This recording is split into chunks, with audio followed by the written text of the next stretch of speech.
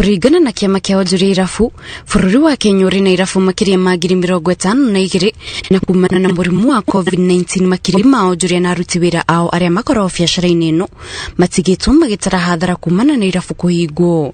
Na kafu ilipoingia na baa kufungwa, wenye baa wameumia sana. Tumekuwa nje ya biashara kwa muda mrefu. Tumeajiri watu 1,200, 200,000 workers who are almost going to be rendered jobless.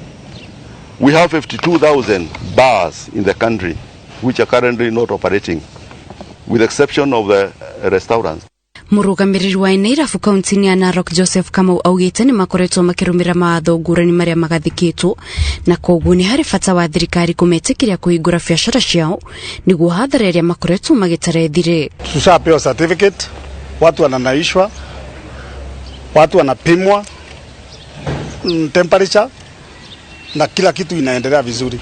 So ningeuliza mkubwa wetu Bwana Uhuru, wakati atasoma afungulie watu wa baa ambaye tumepoteza pesa mingi sana. Kama Narok, ile pesa tunapoteza kila mwezi ni pesa mingi sana, kama almost $1 million.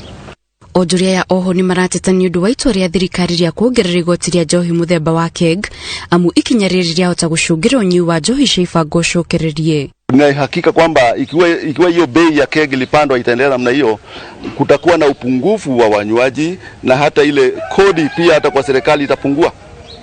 Kwa hivyo na pia itafanya watu waende kunywa zile pombe za mitaro, zile the illicit brews ambazo tunajaribu kupinga. Na initially serikali ilipunguza hiyo tax ya keg ndio watu wakose kunywa zile pombe za mitaro. Sasa ikirejeshwa sababu pengine ya tamaa ya kodi atipande juu, basi itaangamiza watu wetu.